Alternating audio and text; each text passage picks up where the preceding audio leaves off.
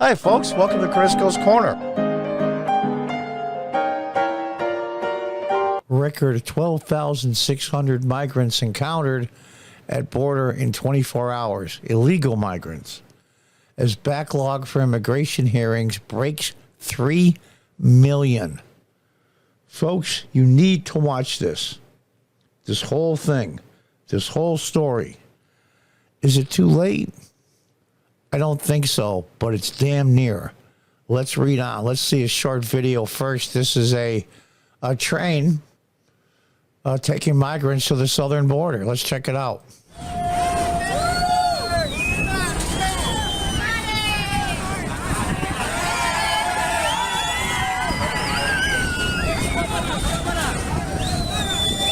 Look at this.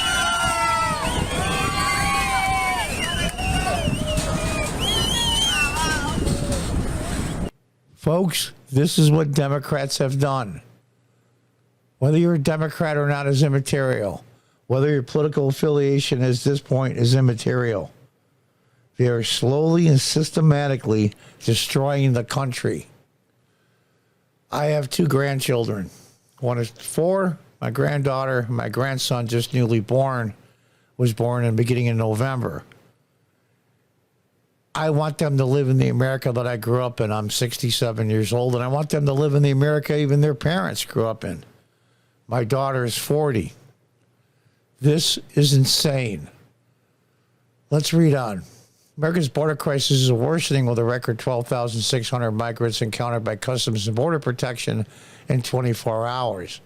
Pictures show a sea of thousands of newly arrived migrants haul in neat lines as they wait processing after illegally crossing in Eagle Pass, Texas.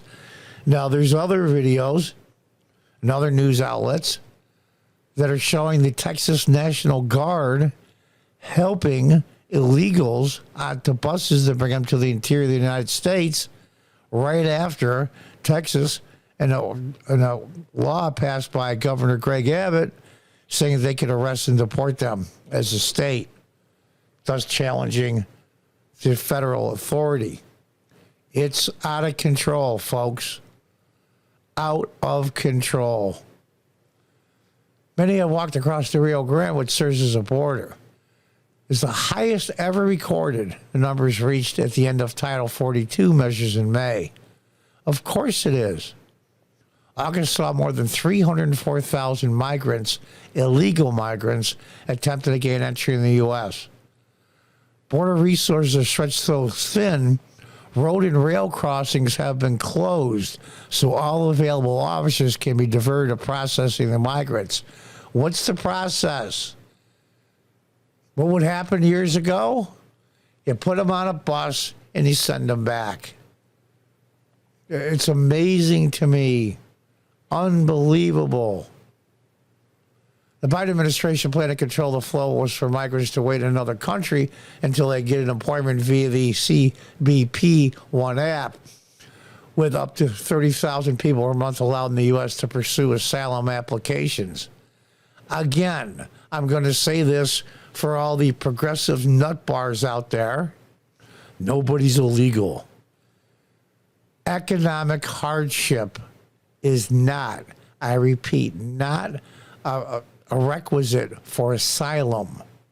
And then these NGOs who are paid for by SOROS and others teach these people how to lie so they can get in. The asylum laws need to be changed, and the enforcement of the current laws need to be enforced. Look at this graph. Look at this graph. Encountered by month. Look at the yearly totals. There's 7 million plus right there. Right there. Do not just show up at the border. Stay where you are and play legally from there, Biden said in January. Yeah, okay. This is the Democrats' way of keeping control. They know they're going to lose in 2024, or it looks like they are, God willing. But the fact of the matter is they're playing the long game. They're going to get these people entrenched. And what's happening lately is 95% of the interior migration, I mean, U.S. citizens moving from state to state, is going to southern states, i.e. Tennessee, Florida, and others, and of Texas. And the fact of the matter is, when population shift of citizens, congressional representation grows, thus Democrats losing authority in the House. This is their way of balancing that plus. Make no mistake. Make zero mistake. Mail-in ballots for a lot of the non-citizens will be done. So eventually they're going to pass a law that says non-citizens will be able to vote. That is their goal. And those of you who say that's crazy, it's been done years ago. There is a precedent. Non-citizens did vote in certain parts of the country way back when. But this is before we had a welfare state. You can't have open immigration and a generous welfare state at the same time. In practice, that has not been the case, and 78% of those encountered the southern border in October crossing the country illegally without using a lawful pathway, which we presumed ineligible for asylum. But they are being ejected. With the Homeland Security revealing between May and September, they have removed or returned over 3,000 individuals, which is basically a little bit less than 30% who arrived on U.S. soil during that time. That's now arriving at the border, not just those who claim to be fleeing persecution and failing regimes. Yeah, that's their out. Persecution. Nobody's being persecuted. They just live in countries that are crap holes. So let's just tell the truth. Border Patrol figures show increases in those arriving from China, India, Russia, and Africa. And there's some photos there. Monraghan from Morocco, 20 years old, recently told various news outlets how he had given up being an online gamer in his home country and tried his luck at the southern border in search of work and a better paying job. I love you, Joe Biden. Thank you for everything, Joe Biden, once he's in the U.S. He was processed and allowed into the country, then photographed in New York City days later where he said he was looking for work. And that's another thing, too. You blue-collar workers, you service industry workers, they are replacing you. And what group of people is the most affected by this huge legal and illegal immigration into the United States? Give you a few seconds. Stop the video and think if you can find out what that group is. Wait for it. African Americans pay the highest price for this open immigration. Jobs, hourly wages, the list is endless. While authorities can't stem the flow of people arriving, increasing every year of the Biden presidency, with Border Patrol recording 1.9 million border encounters in fiscal year 21, 2.8 in 22, 3.2 in 23, the immigration court system isn't in a position to effectively handle them either. Here is the deal. If you do not come through a port of entry, which has been the law forever, and you are caught on U.S. soil without coming through a port of entry and registering for asylum hearing, you should be deported. You have to do this legally. But Biden and the Democrats don't want that. The Democrats, I'll tell you the truth, the people that are going along with this are truly evil because it's hurting the people that are coming here unlawfully as well. Let's just tell the truth here. This isn't some guy like me that, is just greedy and wants to stay in America and have us all keep all the money. That's not the truth at all. These people are being hurt badly, and many have died. There are bodies strung all along the border. Ask any Border Patrol agent. As of November, the U.S. Immigration Court reached a historic backlog of 3 million pending cases. Some are getting cases for the year 2035, which means they can stay in the country legally pending their quote unquote asylum hearing, that is 12 years from now. The current backlog equates to about 4,500 cases for every immigration judge in the court system. That volume of cases is pushing back hearing by many months, meaning when migrants first enter the country, they're given initial court dates years in advance. In the meantime, the 3 million people waiting their hearings are free to stay after 6 months, legally work until they come before a judge. And there you are, cheap labor for large corporations. That's what the Democrats are doing to you. They're undermining the working class in this country to pull the rug out from all of us that work every day. And minorities in this country are hurt the worst. This is precisely what is drawing so many people to the southern border. The backlog has become the pull factor. Pull factors are always more important than push factors. Migrants are smart. They know what kind of reception they're going to get in the U.S., and social media has made it much more potent.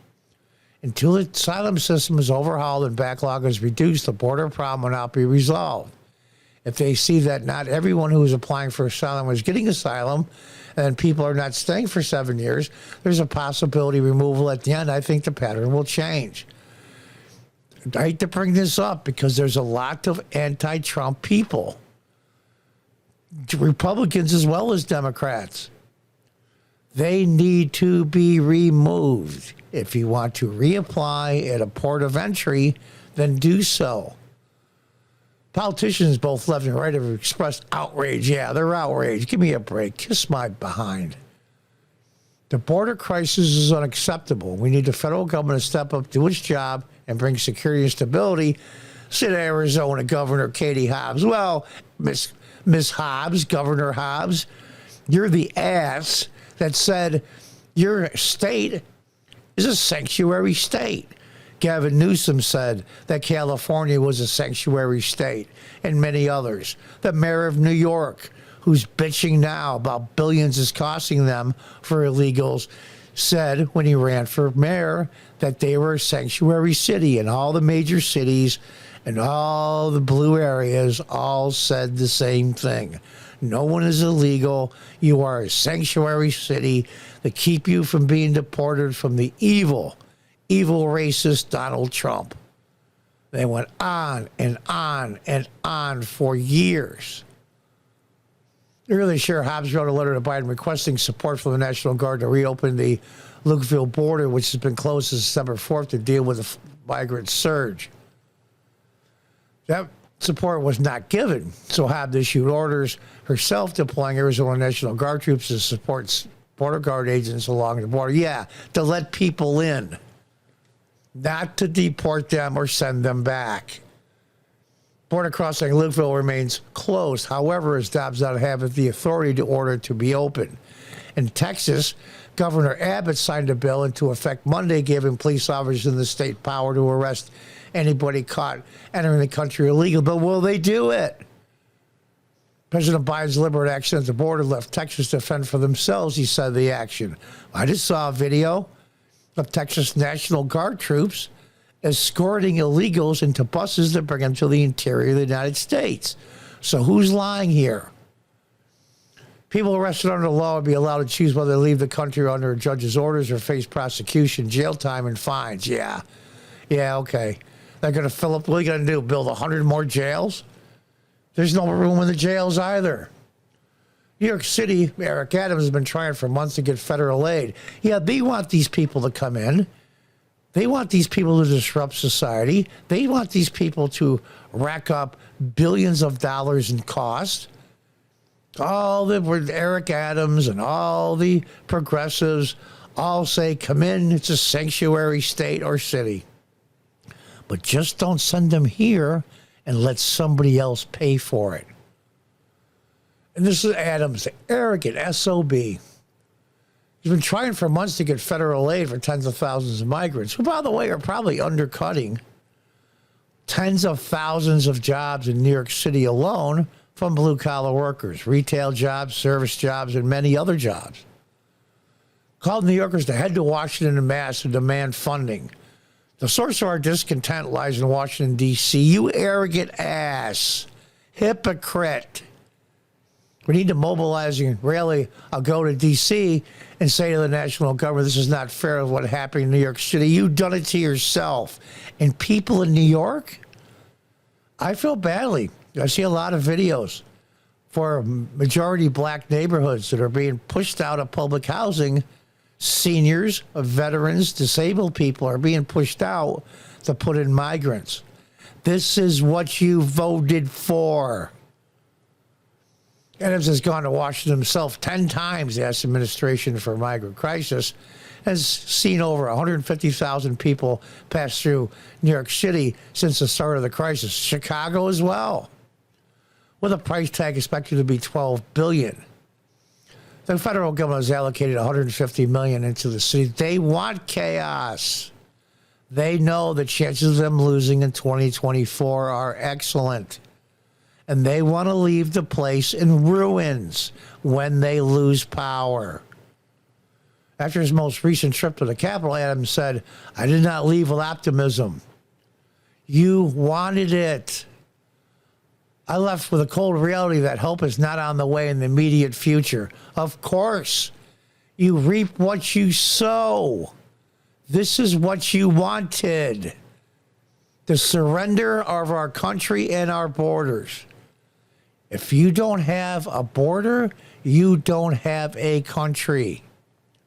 This is the beginning of the systematic dismantling of the United States of America. The richest, most powerful country that ever existed on the face of the earth. And we're watching this happen in real time. Is it too late? I like to think that it's not, but it's damn near. And I think 2024 is the tipping point of whether it will be too late. In the country that we all know and loved, that grew up in, they want our children and grandchildren to grow up in, will not exist anymore. What do you think? Is it too late, or is there still time to fix this disaster caused by Democrats? Until next time, God bless, goodbye, and good luck.